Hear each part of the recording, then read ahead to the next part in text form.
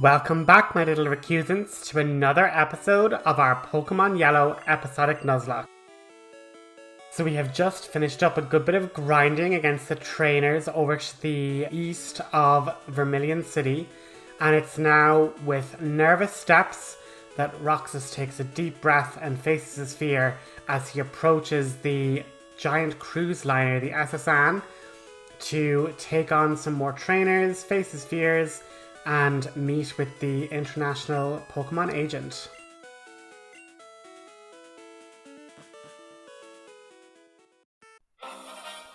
Scuffle on the high seas. Roxas, managing to hold the ticket in such a way, sneaks aboard the SSN and begins filtering through the labyrinth of people. Guests, Pokemon trainers, sailors, busboys, waiters, all of them hustling and bustling through the now very busy cruise ship.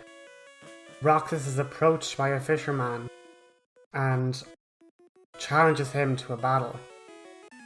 Roxas' heart sinks as he discovers that the Pokemon this fisherman uses are Tentacool, the very Pokemon that killed his father all those years ago.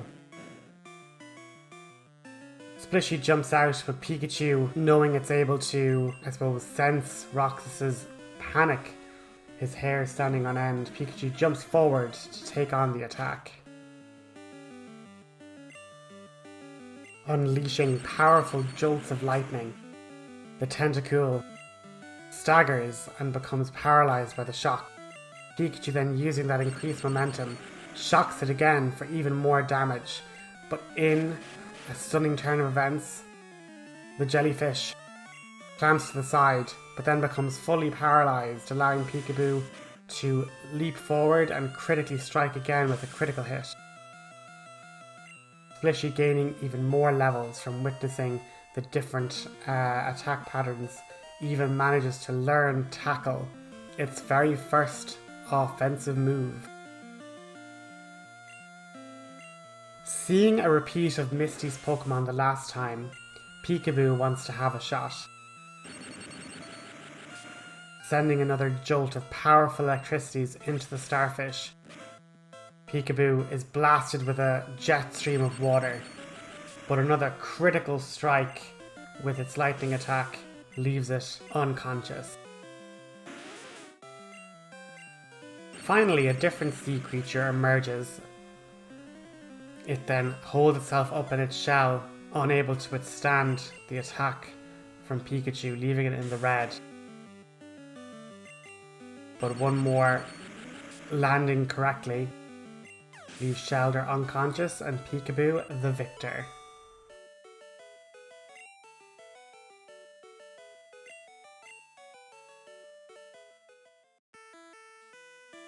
He laughs and says that he was going to make Roxas his assistant in travelling the high seas.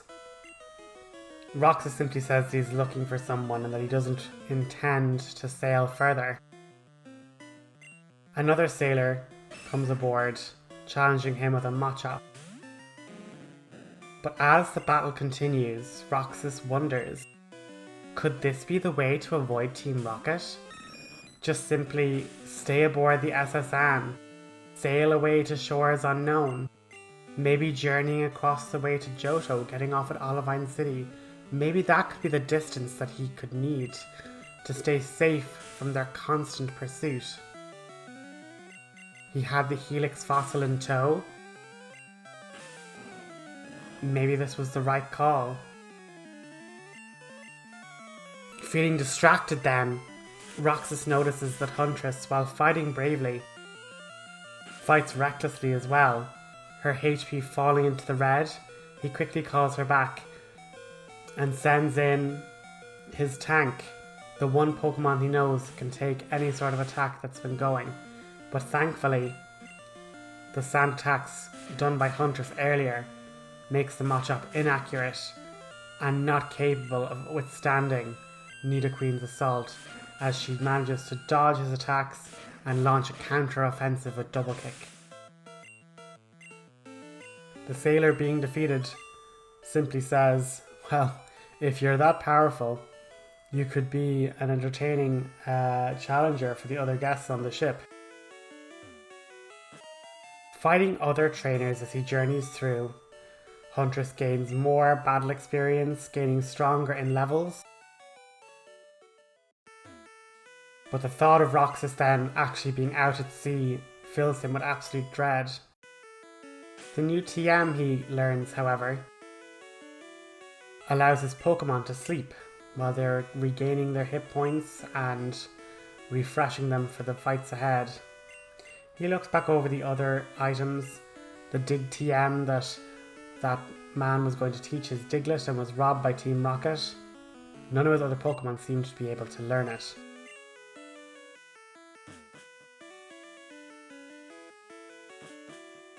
Stepping into another cabin, he finds more medicine. And out of character, that was a really, really unusual line. I like the kid's feisty, what the hell.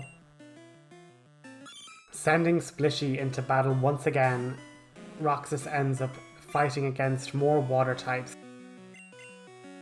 Having fought a Horsey before in Misty's gym, Roxas knows his type's advantages and knows that Sunny will be a good matchup in this fight. Landing a critical hit, Sunny doesn't even need to use growth anymore. Her evolution clearly leaving her a much stronger opponent than originally anticipated. Splishy just jumping really high considering he's on the starboard side of the ship in the ocean down below. Splishy manages to hop up on deck, leaping heights unbelievable to be able to land on the ship.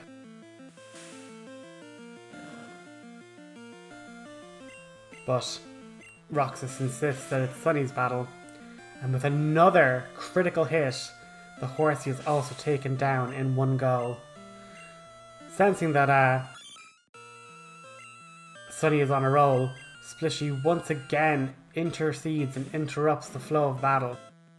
Thankfully, it being a water type, and it seems that this Horsey doesn't know any other moves to use, Splishy is able to weather the barrage of bubbles as Sunny once again has to kind of step forward. Well, waddle forward, it kind of has to hop now, using its mouth as a sort of spring to bob along. And 3 for 3, critical hit after critical hit after critical hit. Sunny takes out all the Sailor's Pokemon, and Roxas takes home the winnings.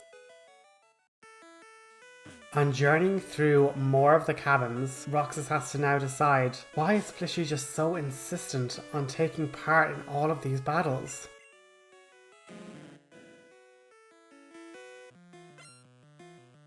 Another sailor, seeing his compatriots lose, sends out a Shelder, the same Pokemon that Peekaboo bested earlier.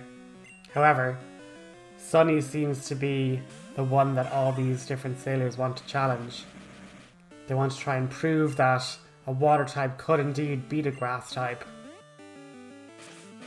Hoping to confuse Sunny and make her hurt herself, the supersonic lands, and their plan is almost successful. Sunny getting really low and woozy. Out comes Princess to just clean house.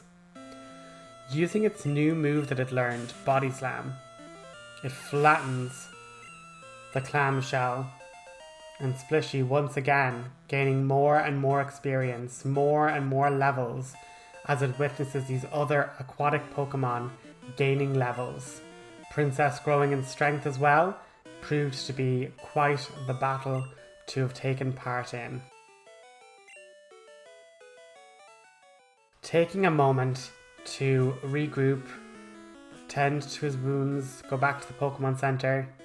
Once again, more sailors come forward wanting to challenge Roxas, saying that it's pride on the line and they can't have him just waltz in and trump up all of these other, workers on the cruise in front of international guests. But This sailor is also quickly dispatched by Roxas's Pokemon, really showing that his skills as a trainer has grown immensely. He walks into another room with a strong, further evolved Pokemon, Machoke. This trainer explains that his Pokemon is strong enough to be able to move boulders quite easily. After eventually travelling further along, he meets an older gentleman who asks if he would indulge him in a Pokemon battle, as his friends that travel with him are eager to prove their strength. Magikarp, on wanting to prove its strength and its new move, Tackle, leaps forward, thinking that a battle against a fire type with a water type would be advantageous. But once again, Roxas has to curb its enthusiasm and pull it to the side. Princess, proving her absolute bulk, body slams, dealing massive damage to this Growlithe. It bites back, but given her high defense, does very little in return. A second Growlithe springs forward into action, but this body slam hinders the Pokemon even more, causing it to be paralysed, and after a double kick, other Growlithe is no more.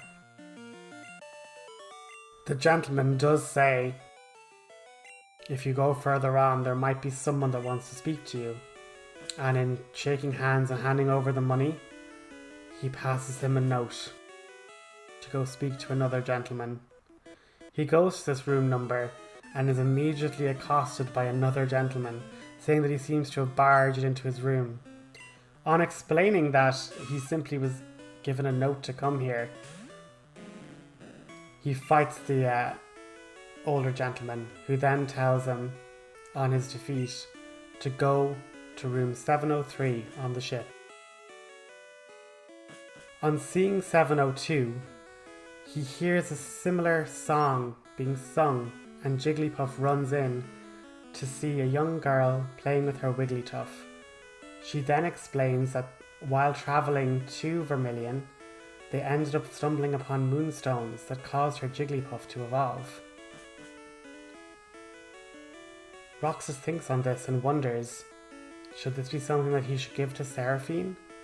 He noticed the power boost that Princess gained with exposure to the Moonstone. Seraphine and Wigglytuff started to sing a beautiful duet as other trainers wanted to go fight him, as word around the ship has reached that Roxas is quite the formidable trainer indeed.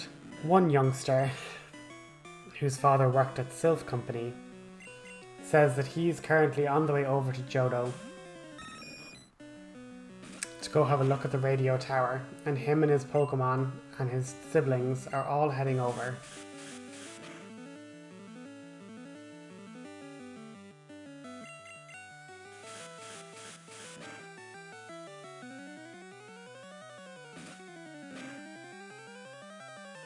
Roxas, in fighting a Nidoran, can't help but think of his old Nidorino, Prince,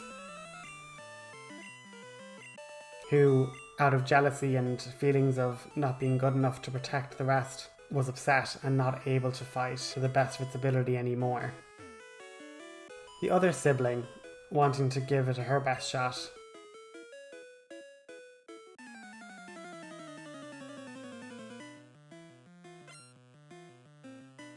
sends out Pidgey. Roxas almost sighs. Huntress being sent out, the girl marvels and wonders why her Pidgeys haven't evolved yet. Roxas then goes on to explain that his own Pokemon, Nidoran female, Princess, didn't want to evolve as well, and that ultimately it is the Pokemon's own choice on if they want to evolve or not. It's all about the Pokemon being strong enough to, and also being a presence of mind to want to as well. On sending out a Nidoran female, she then wonders if it's similar with her Nidoran as well. Maybe just certain Pokemon like to remain the way they are. Maybe the change is scary for them. With Magikarp listening in the background, gaining levels slowly but surely as they journey around the ship. Roxas then takes his leave and makes his way to the room that was described to him. On entering, he sees a gentleman sitting with a warm cup of tea. He then says that he's seen him walking around the ship, that he'd been a PI investigating Team Rocket's activities, and that he is aware of the helix fossils that he carries, and that Bill had called ahead to him. He actually advises Roxas to stay aboard the ship, journey across to Johto, and then leave the helix fossil in safekeeping with one of the Johto gym leaders there. He gives him a buffet ticket and tells Roxas to go pick up some food and come back to him a little bit later. On travelling to collect his food from the overall canteen, one of the sailors had said that given the reputation he gained from all of his battles so far, they put some money together and got him a great ball. But only on the condition that he challenged them to one more fight.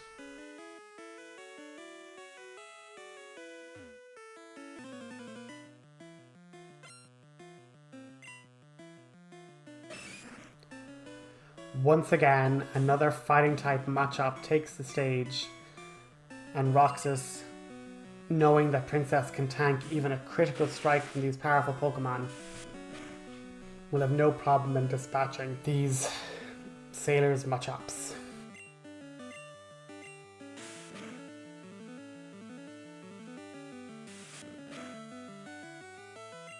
The PI gave Roxas one other bit of information, that on travelling over to obtain help from the Johto gym leaders, he should also make his way to the captain before they leave the harbour, explain the situation, and he should be able to get Asylum over in Johto.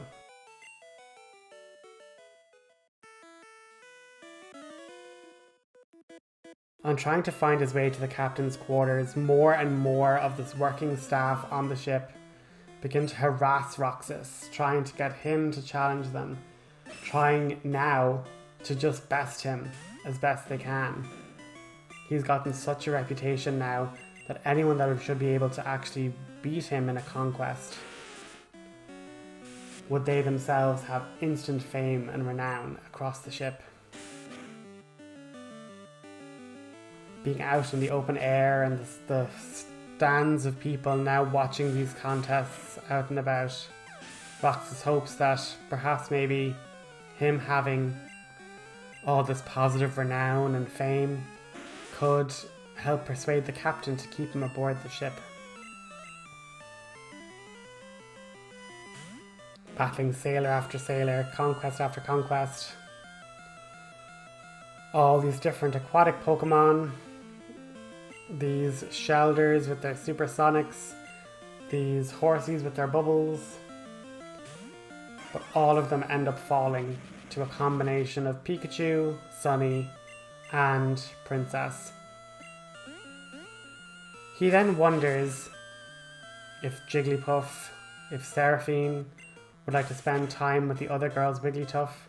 He starts to wonder, maybe this is what all of this has been coming down to. Maybe it's best he does leave. It's not running necessarily, just a tactical retreat. While exploring the outer deck and taking in the sea air, he wonders what other Pokemon he could find over in Johto, as a sailor does question how many Pokemon do you think there are in the wider area.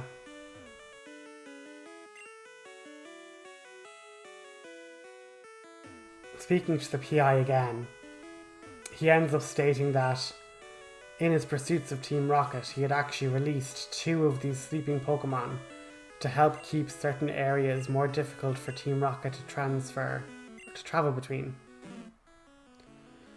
On his way over to meet the captain, more trainers harass Roxas for a fight.